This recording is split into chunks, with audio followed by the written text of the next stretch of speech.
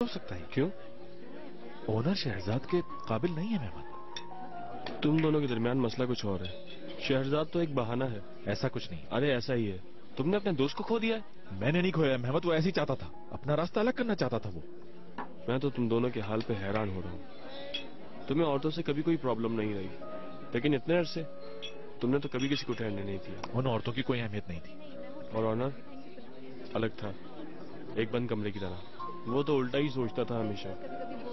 उसका हमेशा ये कहना था कि औरतों पर कभी भरोसा मत करना, कभी एतबार न करना। तुम तो एक छोटे बच्चे की तरह इज्जत कर रहे हो करीम। अब तो तुम्हें बचपना छोड़ देना चाहिए। तुम्हें हो क्या गया है?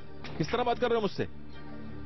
तुम शहजाद को सिर्फ इसलिए हासिल करना चाहते हो क्योंकि ऑनर उसको चाहता है। अगर वो उसको अहमियत नहीं देता तो तुम भी नहीं देते। पागल बनने की बात मत करो। जरा सोचो करीम, ऑनर और तुम भाइयों की तरह थे, आज तुम अपने ही भाई के दुश्मन हो गए। तुम तो वाकई पागल हो गए हो। हैरत होती है तुम पर। देखो, ये बात क्लियर कर देता हूं मेहमत, शहरजाद से सबसे पहले मुझे प्यार हुआ था, समझ गए? और ये सच्चाई कभी नहीं बदलेगी।